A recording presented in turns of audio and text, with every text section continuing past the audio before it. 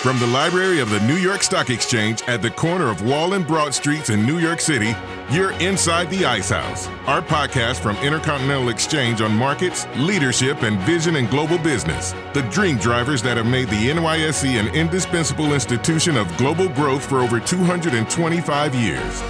Each week, we feature stories of those who hatch plans, create jobs, and harness the engine of capitalism. Right here, right now at the NYSE and at ICE's exchanges and clearinghouses around the world. And now welcome inside the Ice House. Here's your host, Josh King of Intercontinental Exchange. If we are being honest about it, no matter how fulfilled our lives can be, we all suffer from a touch of FOMO, or the fear of missing out on something great that friends and colleagues got to experience while you have to be someplace else, and guilty as charged. A couple of weeks ago, I was hit with an acute case of FOMO while away from the NYSE for a couple of days. I was busy taking Inside the Ice House on the road to Salt Lake City, Utah, where I recorded a great conversation with Hervé Sedky, the CEO of Emerald Holding. That's NYSE ticker symbol EEX, and a very special guest that you'll need to tune in next week to hear from. And at the same moment that I was recording in the Snow Show 2023 podcast booth, there was an event going on simultaneously in the boardroom of the New York Stock Exchange. Now, that kind of thing happens almost every day, but what made this event different was that every single person in the audience was an ICE colleague, which meant that upon my return to New York, dozens of people told me about the inspirational conversation and lessons they took away from our keynote speaker at ICE Data Services 2023 sales kickoff. The first person to let me know that I'd missed out on something great was ICE Data Services chair and the president of the New York Stock Exchange, Lynn Martin, who'd invited and hosted the speaker for a fireside chat, one that ended with a sustained standing ovation for the guest and his message. Fortunately for me, we'd already scheduled a podcast with the guest, which leads us to our conversation today with VMware Chief Operating Officer Mike Hayes. He's been kind enough to give us up another hour of his time so he can join me inside the Ice House to share his story with me, you, our loyal listeners. Our conversation with Mike Hayes on his career and the lessons from his best-selling book, Never Enough, Navy SEAL commander on living a life of excellence, agility, and meaning, is coming up right after this. Connecting the opportunity is just part of the hustle. Opportunity is using data to create a competitive advantage.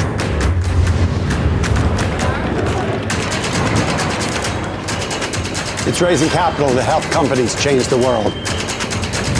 It's making complicated financial concepts seem simple. Opportunity is making the dream of home ownership a reality. Writing new rules and redefining the game. And driving the world forward to a greener energy future. Opportunity is setting a goal and charting a course to get there.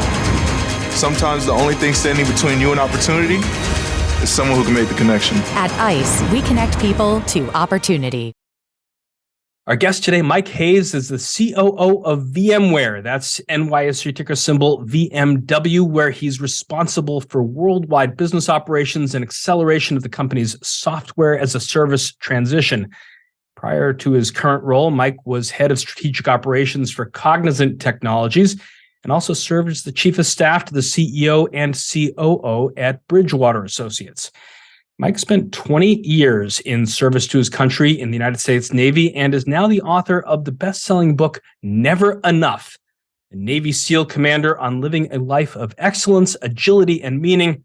His military decorations include the Bronze Star for valor in combat in Iraq, a Bronze Star for his service in Afghanistan, and the Defense Superior Service Medal from the White House. Mike is on the board of the National Medal of Honor Museum. He's also a lifetime member of the Council on Foreign Relations. Welcome, Mike Hayes, inside the Ice House. Josh King, thank you, my friend. Such a pleasure to be here in the Ice House with you. Thanks to you and Lynn Martin and the entire team for not only a great day that you referred to a second ago, but just for having me here today. And of course, most importantly, thanks for all the incredible positive impact that you have for this great nation and the globe and the planet. We wouldn't be able to do what we do without such a fine institution as the NYSE. Well, talking about the globe and the planet, Mike, I wanted to start our conversation talking really about the last couple pages of your book, talking about a different part of the globe and the planet, your trip to Guam with President Obama. It's a place I visited a couple of times on stopovers to the Far East with President Clinton.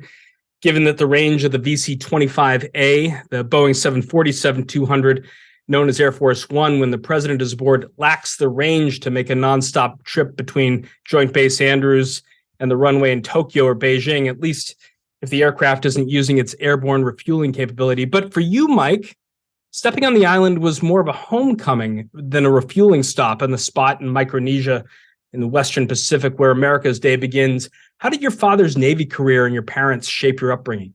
Josh, I'm a third-generation naval officer. My grandfather was at Pearl Harbor on the day of infamy, December 7th, 41, and later became, a very decorated naval officer himself. And my father also a 20-plus year career in the Navy. And neither of these guys said, "Hey, Mike, you've got to go join the Navy." What they did was they lived a life of service and giving more to others than self, and just left an indelible mark on me growing up.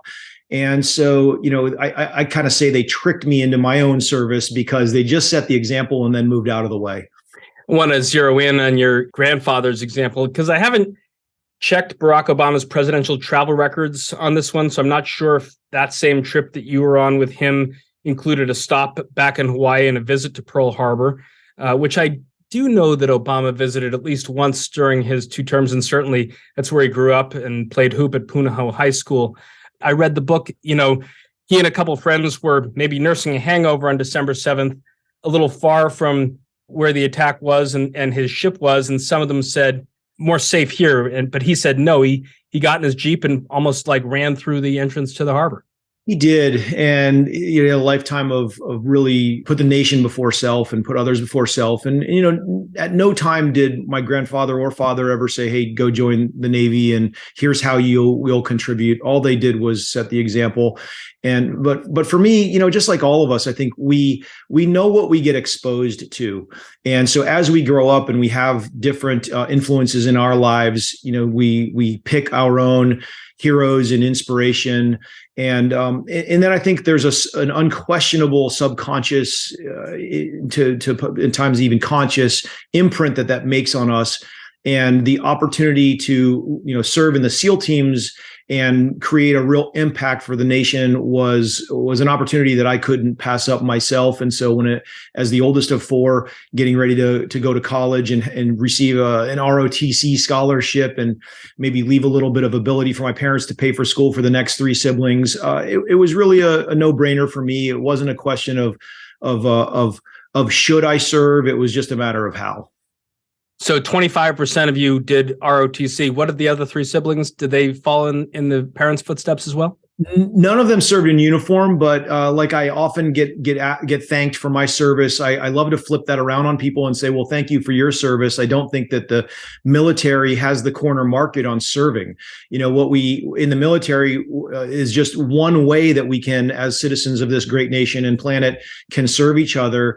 Look, everybody's got different abilities and interests and passions. And so the real question is, how do we apply those and help pull others up around us, whether it's our street or our local institutions that we support or however we give back. It's not a question of exactly what we're doing. It's just a matter, are we off the sidelines? Are we helping inspire people to take more ownership in this great nation, take more accountability for the outcomes are we pulling societies up? Are we making each other better every day? And I think that again, doesn't have the military doesn't have the corner market on that. We can all help each other to serve each other more. And that's really the one of the underlying key themes of Never Enough. I think you are, by Pete and my's count, the 4th Navy SEAL we've had on the podcast over about 340 episodes, which, if you do the math, that pretty much corresponds to the percentage of Navy sailors who become SEALs.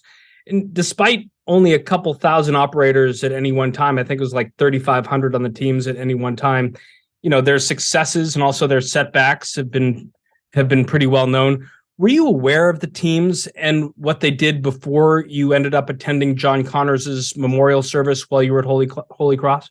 Not at all. I had no exposure to the Navy SEALs growing up. I didn't know they exist. I had I don't know if it's the fortune or the misfortune of going to college in an era that didn't have cell phones and didn't have the internet yet. So, my knowledge about the SEALs was zero.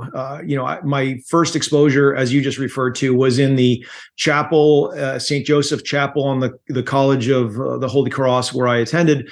And I saw a community come together and really celebrate the life of a man who made the ultimate sacrifice. And seeing that community come together was incredibly special. I didn't realize how special it was. It was, the Panama was December of 1989. So I was a freshman. I had no idea, even as a freshman, that I would even contemplate becoming a SEAL, 2 or 3 years later. You credit Father Michael Ford and this week-long silent retreat that you took for the decision to actually join up. Tell us about Ford and his influence and that retreat, but also what might have you done if you hadn't come in contact with Father Ford? Well, great question. God rest Father Ford's soul. He's a great man who, baptized my daughter and married my wife and I, and was a huge influence on me at Holy Cross. An incredible man who was in the stands at a hockey game one random school night or something, and tapped me on the shoulder and said, "Hey, Michael, there's always by the way, he's one of the few people that called me Michael. It was like Father Ford and my wife, and once in a while my mom. But he said, listen, there's always a backlog of people to do this week-long retreat. I know you only get 4 weeks of vacation in the winter, but you just trust me. You've got to go do this." And I just kind of said, okay, I'll do it. I'm in. It was one of the best weeks of my life. Josh, I think what we as professionals, as humans, as family members don't get enough of is quiet time to think and to reflect and to think about who we want to be. I've always told my daughter, don't worry about what you want to be. Worry about who you want to be and land those concepts and how you want to treat people, how you want to influence the world, et cetera. And for me, that week of no talking in Narragansett, Rhode Island, in the very, very cold of winter, look, I still went out very privately. No one saw me. I jumped in the ocean water and had some really, went for long runs and just some moments of great, deep personal reflection where I said, ultimately, how do I want to have impact for this great nation? And, to your point, I really, if I wouldn't have become a SEAL and wouldn't have worked that out, I probably would have been a pilot. The basic struggle for me was, is it a man v self or a man v machine, kind of a career path? And I was ultimately much, much, much more interested in the man v self kind of problems rather than me just becoming really good or trying to become really good at controlling a piece of machinery. So I read, Mike, that while you were at Holy Cross, you, among other things that you were involved in on campus, you were in the Big Brother program, and later, I think when you were at the Kennedy School of Government at Harvard, mentored a number of ROTC undergrads, including Dan Crenshaw, who would become the U.S. rep for Texas's second CD. We talked about your family and we talked about Father Ford, but who are some of the other mentors that you had earlier in your academic and military career? I was a child who moved around a good bit, so I don't have great answers to that questions because I didn't have the opportunity to have really longitudinal relationships through, my childhood and my high school years. And so, I would say my biggest influences were seeing the military community and seeing my peers. All of us kind of in any given neighborhood, when you're growing up in a military community, you've got people who come in and out of that community with some significant frequency. And so while there are a lot of downsides to moving around and being a military child, the upsides are also phenomenal because you first of all get that high EQ, high perception, high ability to recognize what it's like to see somebody in a new situation and to welcome them and say, and understand how an outsider is feeling and say, hey, I know what it's like to move and not have any friends. Come on over here into this circle with me, and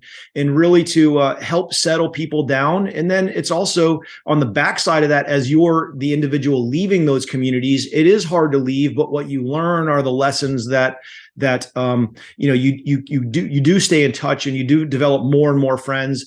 And over time, look, lots of us lose touch with our third grade friends and our ninth grade friends and whatnot. What we don't lose touch with are the lessons that we learn on how to positively treat people and how to be great influences in groups of people. And so that I think for me was really the some of the greater influences were just the situations that I was in. We spoke with the Navy SEAL Foundation CEO, Robin King, and DJ Haley, one of its founders, just a couple of days after Dan Crenshaw had his famous appearance on SNL with Pete Davidson back in 2018. That was around our 75th episode. You had developed this close and mentorship relationship with Dan. When you saw that, what was your reaction? And either how did you counsel him or how would you counsel us in the way we support our veterans? First of all, just for context for the listeners, the 17 bajillion listeners that you have, Josh, because your foundation here has been grown so nicely in a sign of how much impact you've had in the world. But when I was at Harvard in graduate school, I didn't have any obligations to the Navy. The Navy was paying for 2 years of fully funded grad school. It was a great privilege. And with that, one of the ways that I gave back was to allow some of the college kids to work out with me while I was in grad school. And, a group of 40 or 50 quickly winnowed down to about 10. I handpicked about 3 of them to go to SEAL training. That wasn't ultimately my decision, but I wrote a very strong letters of recommendation for 3 people. One of those was Dan Crenshaw, who you're just referring to. So, I think that I'll never forget sitting in my kitchen in Cambridge, Massachusetts, after a very long and hard workout, sitting with these 3 young men and talking about what it means to be a Navy SEAL. It has nothing to do with the glitz or the glamour of Hollywood. It has to do with, again, how you exercise an increased ability to positively influence people and how you use that platform for good. The job of the Navy SEALs is not complicated. It's becoming as good as you possibly can so that you can stop bad people from doing bad things to good people. And I'll never forget, like some of the real foundational kind of conversations that I had with these three at the time, young, about to be college graduates. And so on the Pete Davidson thing that you just referred to with Dan Crenshaw, what I saw was a very level and calm approach that I was to a very pointed criticism that frankly I thought was incredibly off color. And I was just so proud of the way that Dan stayed calm, cool, and collected and took the high road on his answer. But I wasn't surprised. Yeah. I wasn't surprised. I take no personal credit in that. What I would say is, but I knew Dan. It's funny that you bring him up because we literally talked 2 nights ago, and I know his head and his heart and how he thinks about things. And so I wasn't surprised. But when all of us, when the platform gets bigger and we have more people that are listening to us, sometimes we can find it a little bit more challenging to stay true to our roots and our values. And I was very proud that Dan acted the way that he did and really set an example for positive discourse and how people can disagree and then come together. So one of the things that you've done in your professional life is to start the 1162 Foundation to support Gold Star families. For our listeners, what does the name mean? Where does it come from? And how is the book helping the foundation's message? Thanks for asking. The 1162 Foundation is a 501c3 that I started that pays off mortgages for Gold Star families. Gold Star families are families of fallen service members. The 1162 is the date that JFK started the SEALs, the special operations, both the SEALs and the Green Berets. So 11, as we know, is also symbolic of renewal. Every January 1st, we all come up with the things that we want to do for the new year. And I think that as my organization has now paid off 7 mortgages for women whose names that I don't use, you won't find any website, no fanfare. I don't need any pictures or public recognition for anything that we go do. We just quietly help out.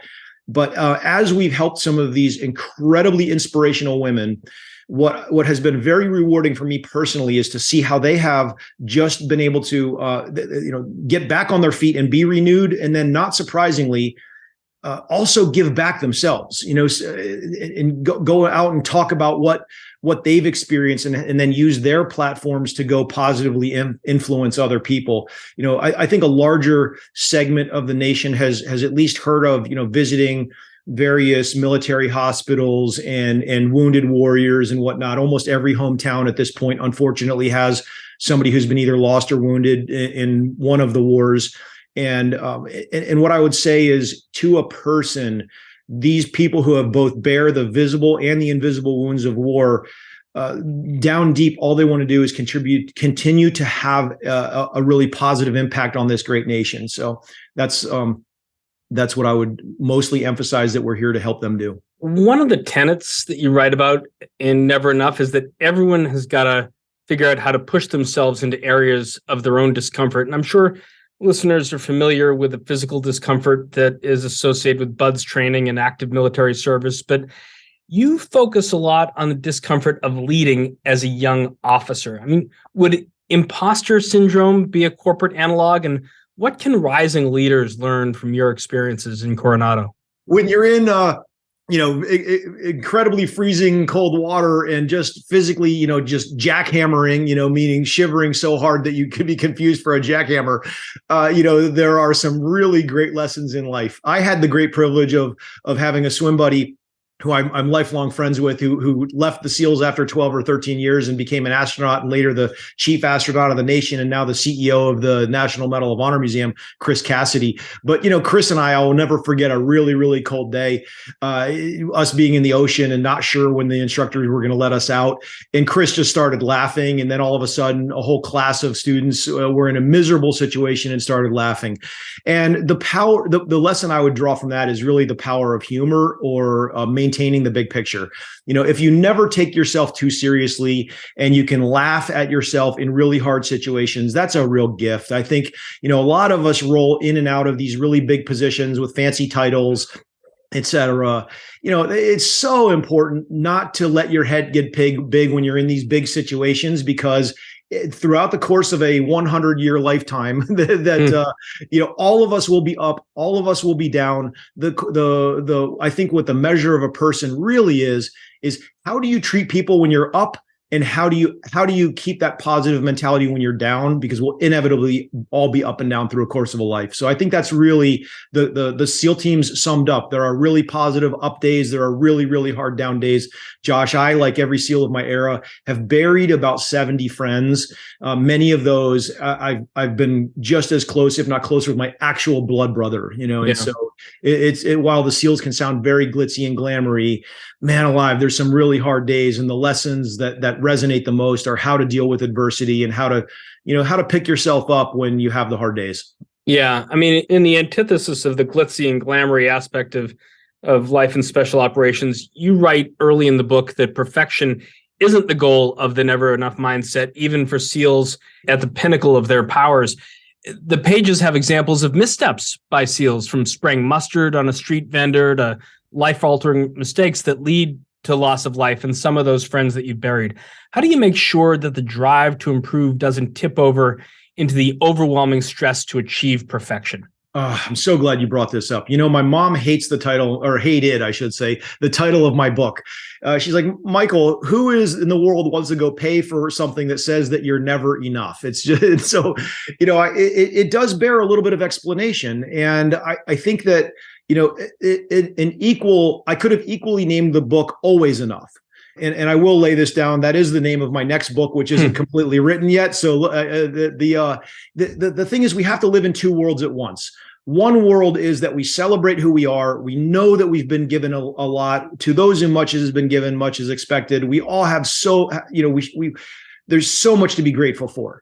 And then at the same time, how do you live in a world where you're always striving to improve and I'll say be more? And I don't mean that in like a go make more money or go get more title or more, ticker tape parades falling, and so that we're more self-important and self-aggrandizing.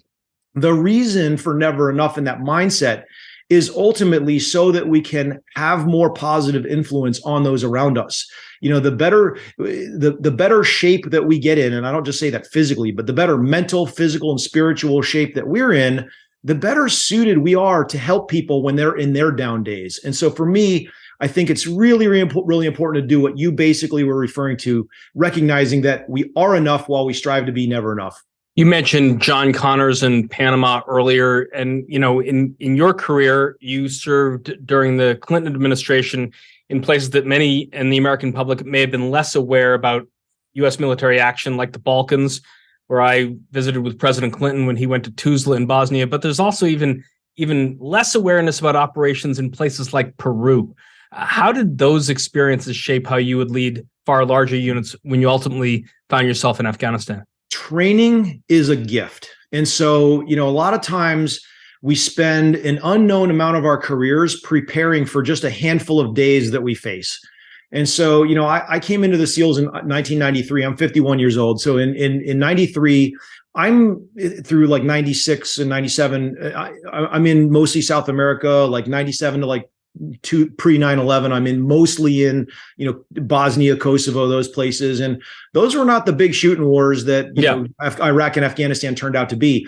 I think the best way I can sum it up is that when I was in a quick story, Josh, if I may, is in Bosnia, there was a day there where we witnessed an arms transfer between Russian forces and some indigenous forces. And we were hiding out unseen. Long story short, there was a reason why we needed to extract and leave our mission. We ended up getting shot at. Nobody knew where we were, but they knew somebody was out there for certain reasons that I won't go into. But my communication guy, a guy named Jimmy Graham, was able to kind of draw on one thing that he learned from one day in training, like 4 years earlier, and made some makeshift antenna and, measured this thing out, licked it twice, cut it 3 different ways. And I don't know, licked his finger, put it in the air. I don't know what kind of magic he did, but he got us in touch with a helicopter that basically came in and saved the day.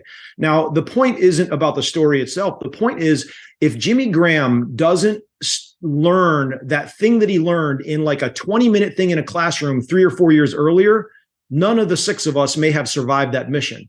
And so the question is, when you're in those like 20-minute training things, how seriously do you take those moments? How much effort and energy do you put into learning and preparing? Because none of us may know when we're going to go need that skill that we learned. A lot of people look at the Damar Hamlin and CPR and how beautifully that beautiful life was basically saved by some heroes on the sideline. How many times has CPR been needed on the football field in the last couple decades? I think it was only one other time, if I was known right. Now, you have a whole group of first responders who are training for that moment. And how seriously do they train? Well, obviously, they trained incredibly hard and it paid off. You just never know when the Damar Hamlin moment's going to happen. And just like you don't know when the Kosovo moment's going to happen. As we head into our midway break here, Mike, I wanted to just touch on the role of technology and the digital transformation of the military. Way back, I think on our episode 18, we spoke with the former SEAL and now the president of Forge Markets, Jose Cobos, a former colleague of mine, about the connection between Silicon Valley and the front lines. Is that something you experienced, for example, the military's use for green energy? First of all, let me say Jose is a great American. I haven't seen him in a long time, and he's incredible human, incredible reputation. So as far as green energy, when we were in Afghanistan, it was not a thing. It was myself, and I had the privilege of being a White House fellow in 2008, 2009. A White House fellow alumni named Phil Cullum was a vice admiral who was pushing green energy and pushing the Navy forward. He's a visionary. He's an incredible leader. And so Phil and I, with our White House fellow connection, we're kind of thinking like, how do we continue to advance where we need to go as a nation? And look, people can hear green energy and quickly diverge and devolve into some partisan, I'm of this party, therefore I think green energy is good or bad. That is not the point at all. The point is green energy, the lighter you can be as a warfighter, the better off you are. The less money you have to spend on energy, the more money you can go spend on other bullets and bombs. So there is no question that green energy was and continues to be the future for a bunch of reasons. And so myself and Phil Cullum really kind of worked from two different levels to really move us forward as well as we could. This is back in 2009, 10, 11, 12 timeframe before you heard that much about green energy. After the break, Mike Hayes, the COO of VMware, that's NYSE ticker symbol VMW, and I are going to discuss his transition from the military into the private sector and how never enough is a blueprint that all leaders can follow, regardless of what organizations they serve. That's all coming up right after this. And now a word from Genpact, NYSE ticker G. We are currently encountering delivery delays. Genpact is transforming supply chains using real-time data to help manufacturers keep goods flowing from the warehouse so cupboards are never bare at their house. We are in the relentless pursuit of a world that works better for people. Welcome back. Before the break, I was talking to Mike Hayes, the COO of VMware, about his career and some of the lessons contained in his book, Never Enough, a Navy SEAL commander on living a life of excellence, agility, and meaning. So, Mike, when did you decide it was actually time to set out on your next adventure? And can you talk about the transition of leaving the teams and those people and brothers that you'd given so much to? Love to. I think the thing that really hit me in the White House that I didn't recognize fully until later was that I had seen a bunch of people who knew kind of national security and public policy, and then a whole other set of people that knew the private sector. But I very rarely saw people with command of both. And, I had the privilege of running or attending hundreds of meetings in the White House Situation Room at an atypically young age, roughly 35 or so. And what I decided at that point was that in order to best serve the nation, I figured a chapter in the private sector, 10, 20-ish years in the private sector would really, in the long scheme of things, help me to better serve the nation. And, I'm a person who, like I said, had the privilege of running or attending meetings that normally I would not have done for another 5 or 10, 15 years down the road. And so after I had command of a SEAL team, Josh, I thought it was a really important inflection point to reflect and say, how do I want to continue to grow and learn and contribute? And ultimately decided that a chapter in the private sector would best achieve that. Now, that said, I remain, even today, 10 years out of the SEALs, incredibly close to the community.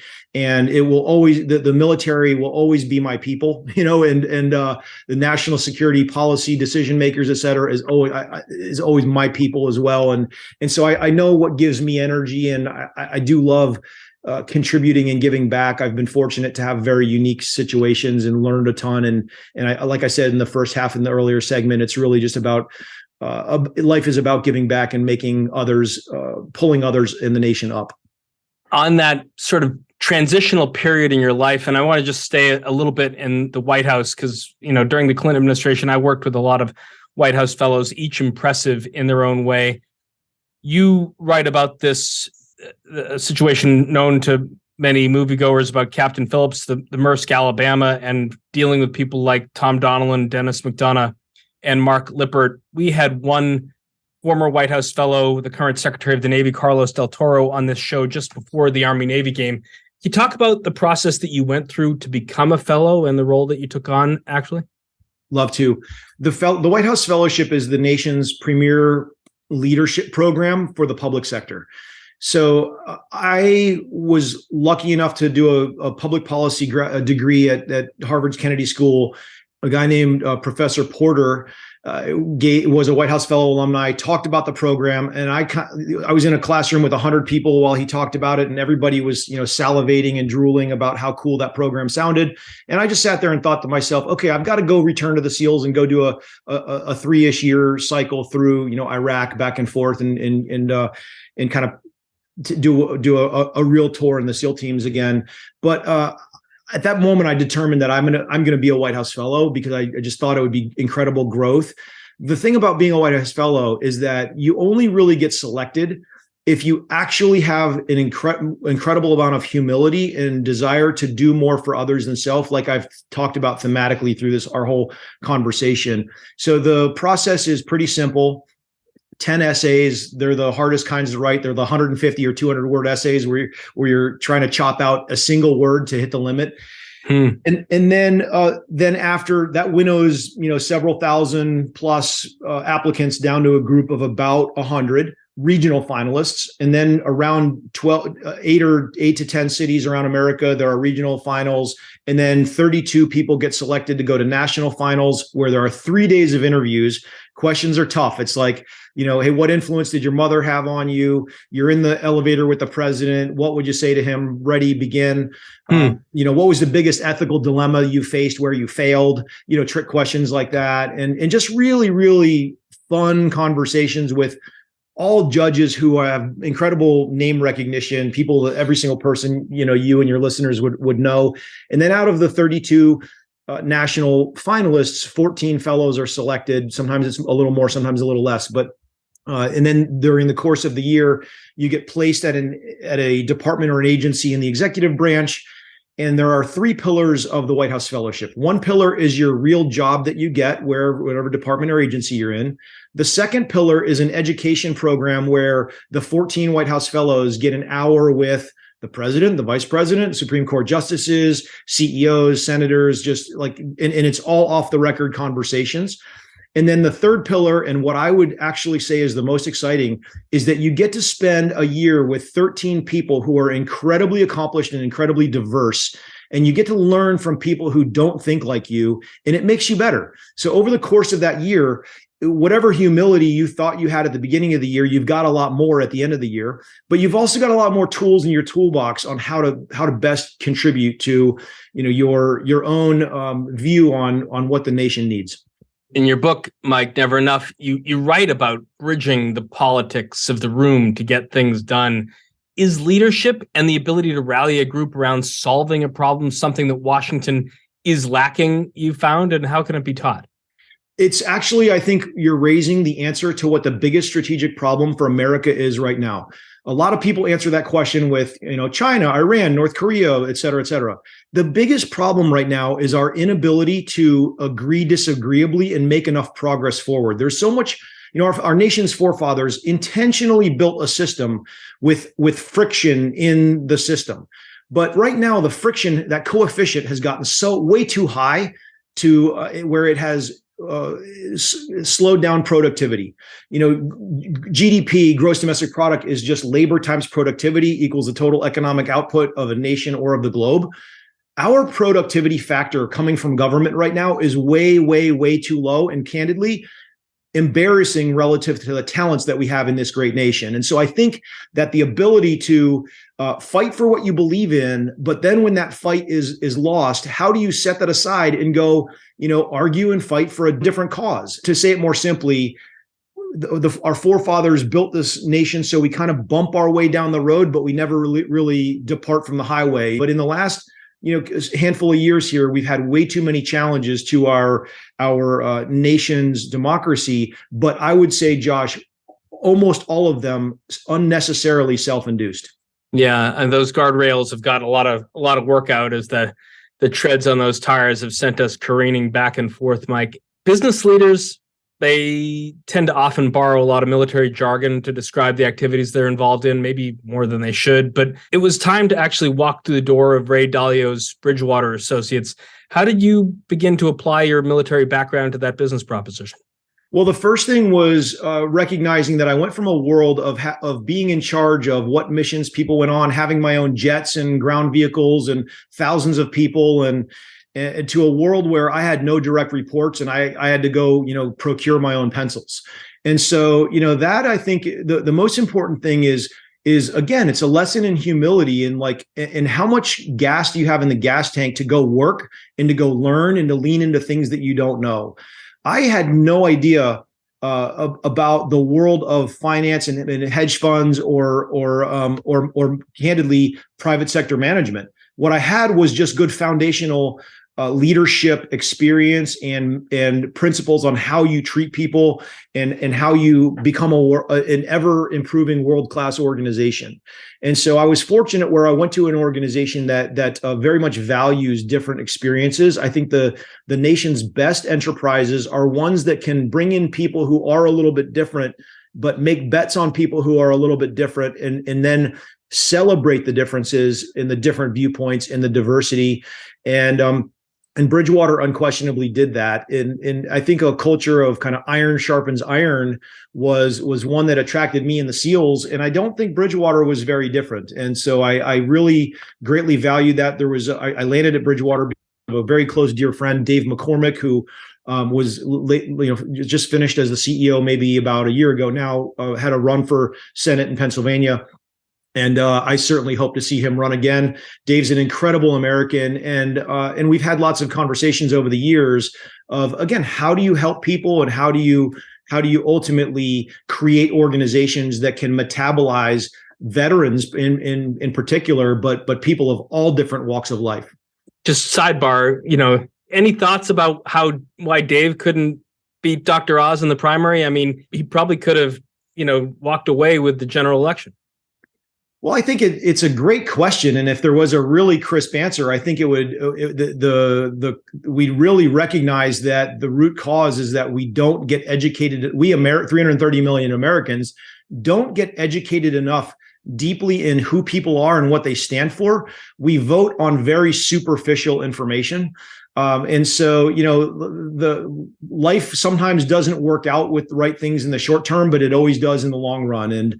I know there's another seat in Pennsylvania that opens up in the next election, and I personally seriously hope that we see Dave announcing a push for that. But the nation needs great Americans who've had that success at West Point, in the military and in the private sector.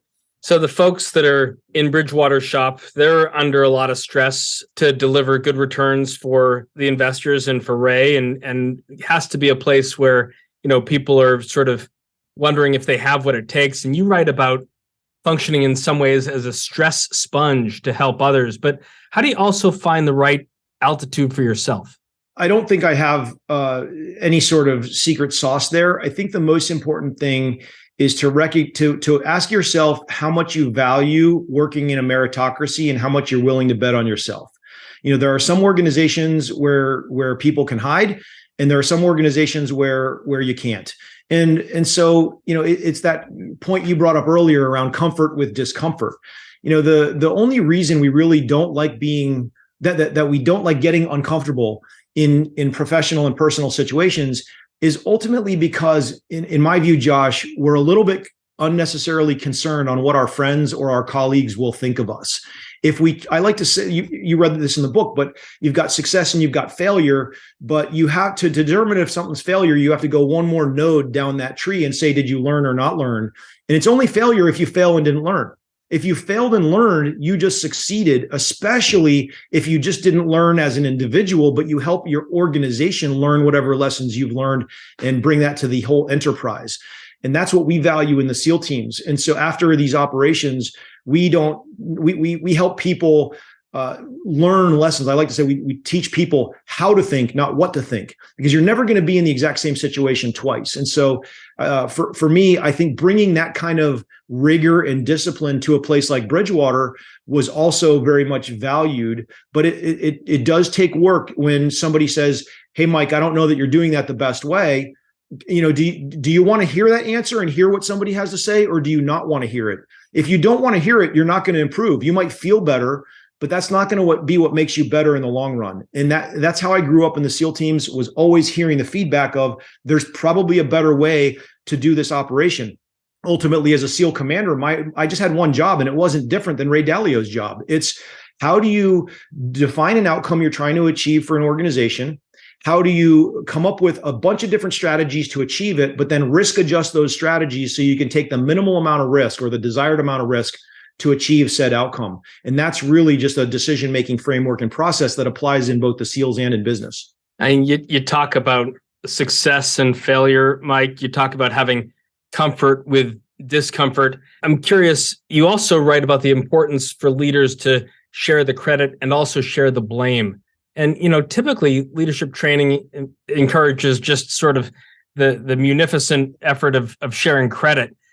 Why is sharing blame important, and how can you do this so that the after-action decision-making process is reviewed and improved instead of just affecting morale and talking about credit? Well, Josh, everybody knows. I mean, if I'm doing something wrong and if I can blame you for it, then it's not going to cost me anything. So that's a real skill. No, I'm just kidding. Of course, I think what is most important here is that a high-performing team is either strengthened or weakened really by one concept.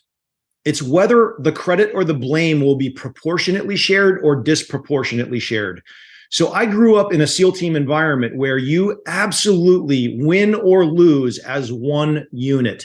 And that is the biggest thing that separates a high-performing business and enterprise from one that is not. So to me, I think what really matters is a leader standing forward and trying to take more of the blame if something does go wrong. All that does in the long run is helps strengthen the team. Ultimately, I think that I like to describe careers in kind of three quick buckets. One is really choosing something to do and getting really good at it, whether it's accounting or medicine or law or whatever, teaching, whatever. Then the second phase is trying to show the world that you're really good at what you chose. And then that third bucket that many people don't make it to is really realizing and knowing that you're so good at what you chose that you no longer have anything to prove to anybody. And that's when you can stand in front of a room and take more of the blame like you're raising, because you're so comfortable that you can say things like, I don't know, or I made a bad decision, we're going to change course, or things that people with a higher ego or lower humility may not be able to say. But I think that is really ultimately, fundamentally, the biggest differentiator in leadership and high-performing organizations. One of the concepts that you discussed with Lynn Martin in the boardroom, talking about getting in front of people, was making sure someone oversees what your organization isn't doing. What does that mean, and how do you define the bounds of that responsibility? It's one of my favorite concepts. So when I walk into an organization and say, who's in charge of what we're not doing, it never computes. People are like, what are you talking about?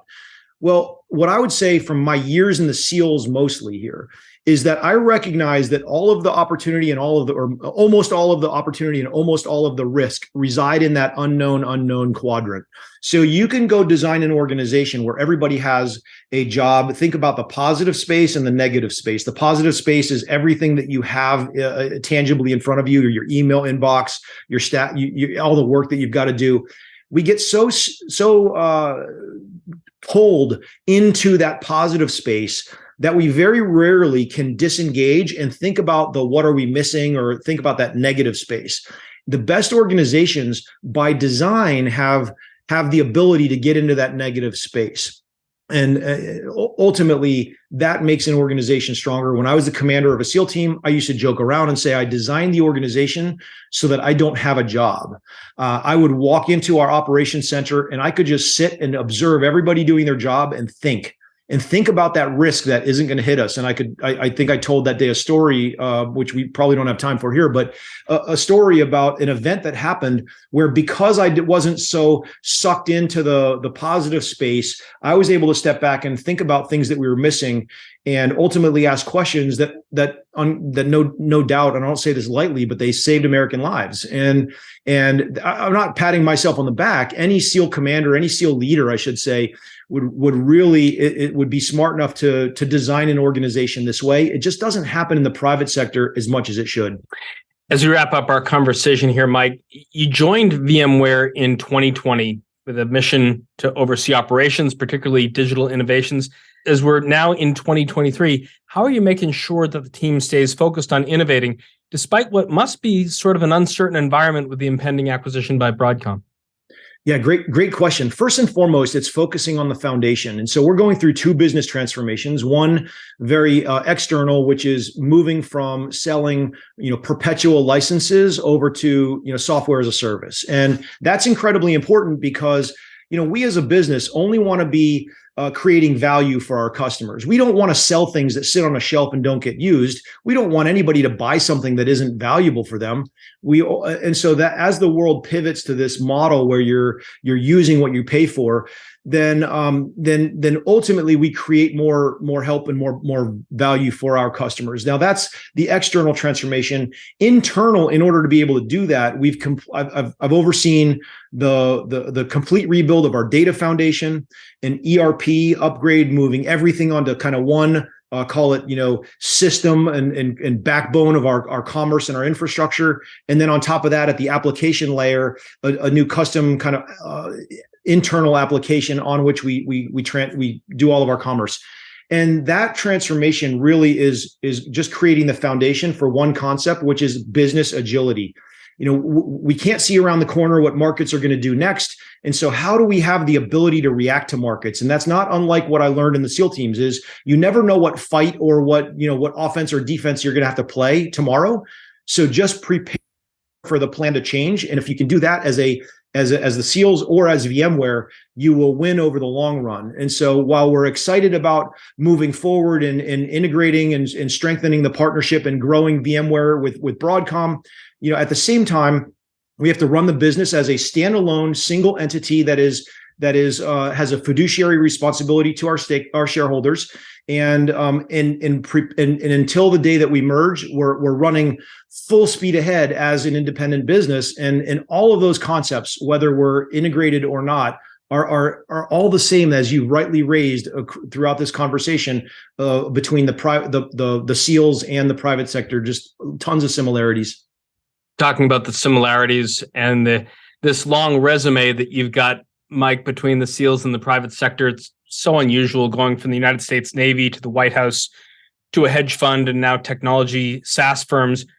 You mentioned that you're maybe at work on another book, but where, in addition to that, do you see your career going next? And how do you plan for such sort of nimble change and not knowing exactly what might come next? Well, I think first of all, I'd like to say with the book and when I do go around and do speaking fees, I donate all of that to the 501c3. I've never made a penny off of Never Enough, and I think I just want to emphasize that all the book and the speaking fees have paid off 7 mortgages for very deserving families. And so, first and foremost, I will continue, whether it's book number 2 or book number 200 or speaking or lots of other things. I will live every moment of my life here on the planet in service of those who have paid the ultimate sacrifice, and many of the families who also bear the visible and invisible wounds of contributing to this great nation. And so that's first and foremost. And then, Josh, your question is really great, and I wish I had a good answer. People are like, "Oh, you're going to run for office, or you're going to this," and I honestly don't know. I would just say I'm continuing to build the foundation so that I can continue to contribute more in the future in whatever ways I'm asked to, whether it's an appointed or elected position back in government in my 60s, or as, some sort of a senior position, increasing, in the private sector. Who knows? I'll just keep taking it kind of with a short-term and medium-term lens, with just like many of us, a very unknown long-term set of goals on what I want to be. I just know, like I tell my daughter, who I want to be and how I want to treat people and how I want to try to positively influence this great nation. And we will keep you closely on our radar, Mike, because I know you're going to make a lot of contributions in the months and years ahead. Thanks so much for spending a little extra time with us inside the Ice House after your visit here last week. Amazing. So nice to be here with you, Josh, and thanks to Lynn and John and the entire leadership team of NYSE and ICE. So thanks again for all that you've done for this great nation and planet, as I said. Thanks. That's our conversation for this week. Our guest was Mike Hayes, the Chief Operating Officer of VMware.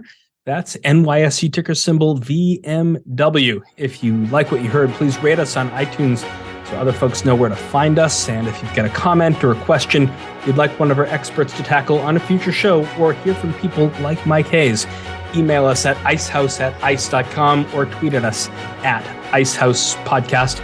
Our show is produced by Pete Ash with editing and engineering from Ian Wolfe. I'm Josh King, your host, signing off from the library of the New York Stock Exchange. Thanks for listening. Talk to you next week. Information contained in this podcast was obtained in part from publicly available sources and not independently verified. Neither ICE nor its affiliates make any representations or warranties, express or implied, as to the accuracy or completeness of the information and do not sponsor, approve, or endorse any of the content herein, all of which is presented solely for informational and educational purposes. Nothing herein constitutes an offer to sell, a solicitation of an offer to buy any security, or a recommendation of any security or trading practice. Some portions of the preceding conversation may have been edited for the purpose of length or clarity.